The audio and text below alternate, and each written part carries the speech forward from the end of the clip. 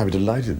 Try it any time they like. But like all people's jobs, you'll find that it isn't actually what it appears to be. King Charles's tangled love life has captivated the world for decades. From his broken marriage to Princess Diana, to his enduring bond with Queen Camilla, speculation never ceased. Yet, amid the rumors, Charles revealed a truth that stunned many. "She is my one true love," he confessed, his voice steady yet reflective. After a lifetime in the spotlight, it seems the heart of a king is not as divided as many believed. Could there be lingering doubts about his choice of wife? After a lifetime of complicated love and public scrutiny, is there a part of King Charles that wonders what if? Join us as we discuss King Charles's emotional recent confession about his heart's true desire. The Crown's Burden, a love defined by duty.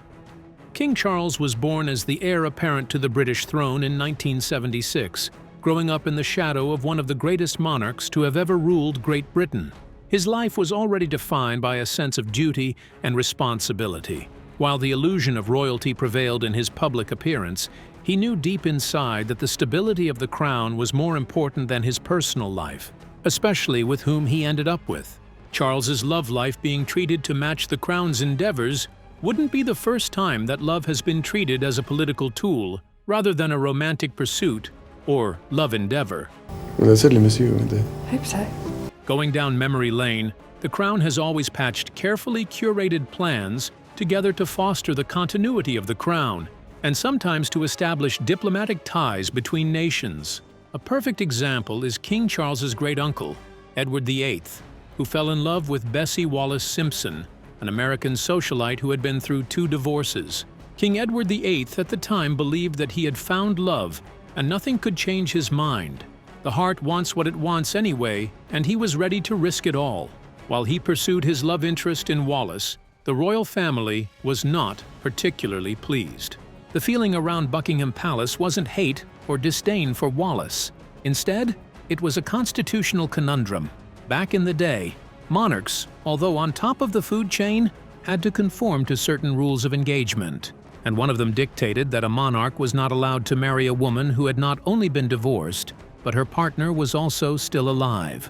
King Edward VIII, well accustomed to these laws, understood that he had to make a decision. His first choice was to simply let her go, or he could abdicate the throne, letting his brother, George V, take over as king, as he pursued the desires of his heart. While the first option sounded out some bravery and patriotism, seeming more like his only choice and the other being a formality, he shocked the world in 1936 when he abdicated the throne and pursued his love interest. At first, he tried to bend the British crown to his will, but the crown bows to no one. It cracks the whip, and everyone falls in line. However, Charles's conundrum was different. He had to choose between Diana, a love interest from the aristocracy, and Camilla Parker Bowles, who had no connection to the aristocracy. The crown had already made that choice for him, but how did that turn out? King Charles's first choice. Like every young man born with a regal platinum spoon in his mouth, Charles was the heartthrob for lots of women in the United Kingdom and beyond. Who wouldn't want a date with the future king of the British monarchy? However, his life was more complicated than everyone else's. However, Shakespeare was right. Uneasy does lie the head that wears the crown. Hence, every part of his life and existence had to follow a set rule, even when matters of the heart were concerned. But Charles was one lucky prince, finding love right within his grasp when he met Sarah, his first choice. While his relationship with Sarah was not heavily discussed in the media, it was a pivotal part of his life, as it encouraged the meeting between him and Diana. Sarah Spencer, daughter of Earl John Spencer and Frances Shand Kidd, was one of Prince Charles' first publicized love stories. However, Sarah was different. She was a complicated woman who loved to play by her own rules, and Charles wasn't having any of it. Their relationship was broken up because she reportedly shared details about their privacy and immediately called out her relationship with Charles, making it seem as non-existent as possible. She was quoted as saying that she would never marry Charles if he were the dustman of England or the future king. The world waited in anticipation for an explanation or rationale that at least deciphers her reason for the sudden breakup. However, she gave no real explanation, at least not in words. Soon after her breakup with Charles, she got married to Neil McCorquodale, a writer and the son of Alistair McCorquodale, a British legendary athlete and cricketer who played at the highest level. While it wasn't a bad match for the daughter of an earl, societal classism still puts him as a step way further down the pile than marrying the heir apparent and crown jewel of the British royal family. While she made her choice to marry Neil McCorquodale, she remained close friends with King Charles, who had found another Spencer daughter catching his eye, Diana. Although Diana was a whole 13 years younger than Charles, he wanted her anyway, throwing caution to the wind and forcing the issue, with Diana's blessing, of course. Their union was perfect for the British monarchy. Difficult to find the right sort of word, isn't it, really? Just delighted and happy. He had the support of his mother, the late Queen Elizabeth II, and his father, Prince Philip. Diana was the perfect match, the youngest daughter of an earl whose innocence could be vouched for, and a member of the aristocracy. Where Charles saw love, the crown saw the opportunity of a perfect social match. On July 29, 1981, they got married, and the world watched in awe as the 20-year-old Diana was having the grandest British wedding ever to 32-year-old Charles. While their love raged on and on like wildfire, Charles had his doubts as his heart yearned for Camilla Parker, a relationship he had kept hidden from his family as he feared that she might not be accepted since she wasn't a member of the aristocracy. Caught in between his sense of duty and love, how does he navigate the situation? King Charles revolts. While his marriage to Diana remained the talk of British popular culture and lifestyle, their home was in turmoil. However, young Princess Diana did her best to keep the home together. Their union was great for a little bit, as she bore him an heir and a spare, the princes William and Harry. While Diana thought that might keep him at home and set his heart straight, he just couldn't get Camilla out of his mind. She appealed to him in ways that no one else did. This time, he was in a pickle, at a crossroads, where his heart and duty crossed swords, and he watched as the battle raged on in his heart. He needed the fighting to stop, leaving him with one option only. He had to make a choice. It wasn't a hard decision, as he picked Camilla over the mother of his kids at the time.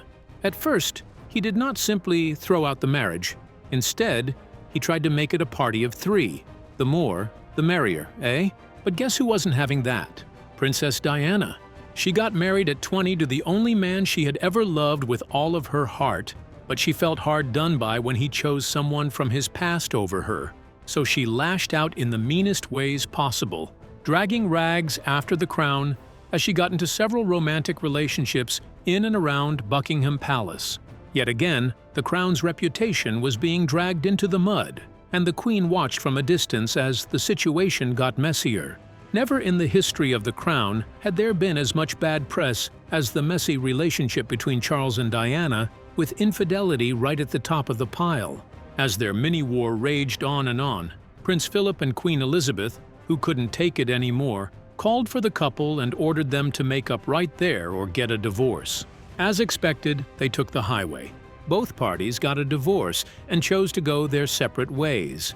However, as time went on, the couple openly dated whomever they wanted right until they completed their divorce in 1996.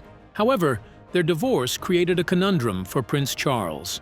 Remember King Edward VIII, who had to abdicate the throne to marry a divorcee? It was not that different from Charles's predicament, because this time he was the divorcee, with a living ex-partner, Diana.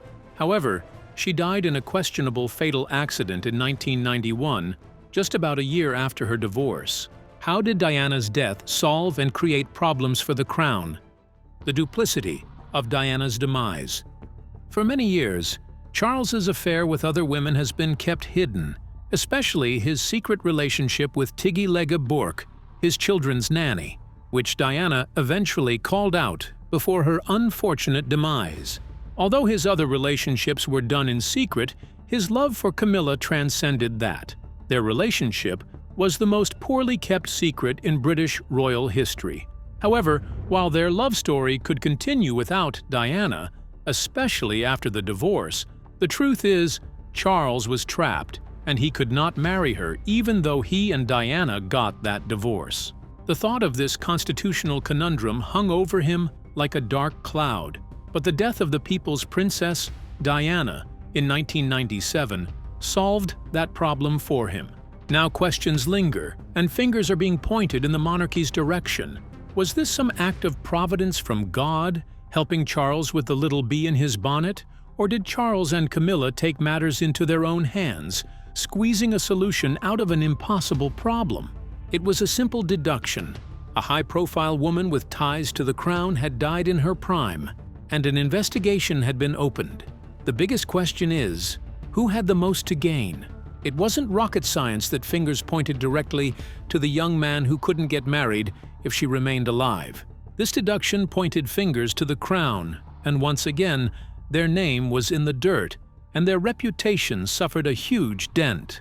It's just a feeling of being no good at anything and being useless and hopeless. It was already difficult, but it became increasingly difficult. Dina's death not only solved a problem facing the royal family, but also created a new disaster, and the seeds of distrust were sown in the family. While fingers were pointed at the royal family, it didn't take long until they were left out of the suspect list, and the world mourned with them. However, many years after her death, rumors of letters written by Diana and given to her butler, Paul Burrell, in secrecy resurfaced online. Paul explained that she had written these letters when she felt ostracized by the royal family, whom she allegedly claimed wanted her gone. News of the existence of these letters struck up a familiar whirlwind of conspiracy, catching the royal family's reputation in the storm. Paul claimed that the letters explained Diana's feelings about her every move being watched by the British royal family, especially Charles, who couldn't bear her presence anymore. According to Paul Burrell, Diana's letters were a warning that her life was being targeted by Charles, who wanted to marry Camilla but needed her out of the picture because of the rules. The letter allegedly detailed a planned break failure, culminating in an accident where she hit her head and died from the resulting crash. While the letter might have been deemed untrue or impossible, the complete semblance to the cause of death created the perfect conundrum, leaving Charles and the royal family catching strays. While the king and the royal family have kept their cool and chosen not to reply to the controversies, King Charles has recently decided to step up to the plate, telling the world about his one true love. Who was he talking about? King Charles finally opens up about his relationship with the love of his life.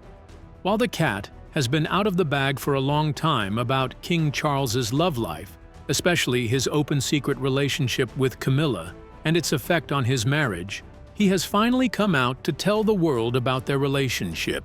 The king's relationship with Camilla started in 1970 when they met at a polo match. He claimed that it was love at first sight, an infatuation he didn't think was possible. Soon after they met, their bond grew stronger and soon became an item, as they couldn't deny the feelings between them any longer. However, the young prince at the time chose to serve his country by joining the Royal Naval Force. Camilla grew afraid and uncertain of their relationship, so she took the bold step to move on. She married Andrew Parker Bowles, and eventually Charles married Princess Diana. But he and Camilla famously maintained their close friendship. As you can imagine, Diana deemed it too close, and boy was she right. Marriage is the problem, all that, and I come home and it would be very difficult to know how to comfort myself, having been comforted lots of other people, so... Soon, the divorce came into the picture and Charles married Camilla, his one true love, in April 2005. However, it has not been an easy marriage. Queen Camilla wasn't born into the aristocracy like Diana.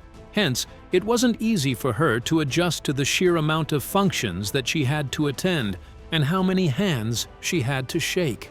You can imagine it is a real challenge, but she's, I think, been brilliant in the way she's tackled these things, King Charles said, glorifying Camilla's ability to handle these problems without complaining. Although she never wanted to be queen, she just wanted to get married to the love of her life. But marrying the future king comes with the whole package. While not much is seen of Camilla, unlike Diana, who always had the media's attention, King Charles explained that she lived her privacy but remained open to allowing people in her space.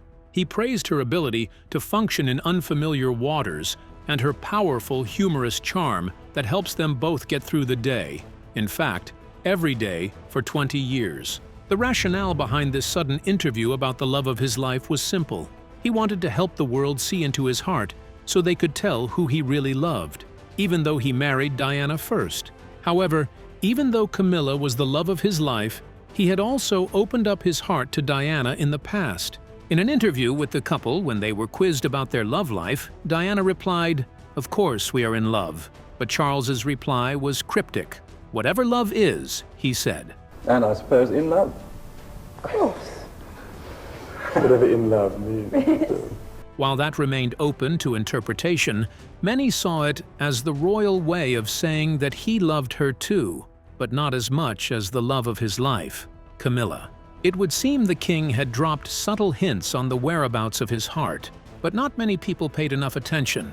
While it has been 20 years since they got married, and Charles made the choice to follow his heart, history, again, falls into the habit of repetition, with Prince Harry choosing to follow his heart and jettison his royal duty. Is he following in the steps of his father? A father and son, a tale of two choices. While being born royal comes with its perks, a choice is rarely a part of it when it comes to love lives. Although it seems like a personal decision from the outside, it always ends up being a team effort. The family has to agree somewhat, or it might be a King Edward VIII rerun. This time, Prince Harry, popularly dubbed the Spare, has made the same decision as his father and great-uncle, pursuing the love of his life and damning the consequences. Harry met the love of his life, Meghan Markle, an American Hollywood actress, from a social media post to being set up by a mutual friend. While they hid their relationship from the media and the British royal family altogether for a while, they soon decided that it was time everyone knew that they were together. Although they were met with smiles and a happy reception on their first appearance at Buckingham Palace, things soon turned worse, as Meghan wasn't accepted in the inner circles of Buckingham Palace, with several cases of slanders, alleged fighting, and the Tiaragate problem, creating the wrong kind of PR around her. Harry wasn't having any of it, and just like his great-uncle, he jettisoned his duty as a working royal and followed the woman of his dreams across the Atlantic into the heart of the United States. While rumors of King Charles's disappointment continued to make the rounds in the media, his past choices weren't too far off from Harry's. However, Harry took it a step further, documenting his family's alleged actions against his wife and the reason for his choice in a book called Spare, which he released on January 10, 2024. It was the perfect case of history repeating itself. The monarchy has always had to sacrifice, putting the crown's needs above everyone else's. However, the generation of father and son, making the fundamental choice of love over duty, and damning the consequences, have only reflected that the head that wears the crown is human too, with a heart that demands a very specific type of love. Do you think King Charles was right to pursue his heart's longing even after marrying Diana? Could Camilla ever be in William and Harry's good books? Share your thoughts with us in the comments section. Remember to like, share, and subscribe for more. Also, click the next video showing on your screen. You will enjoy it.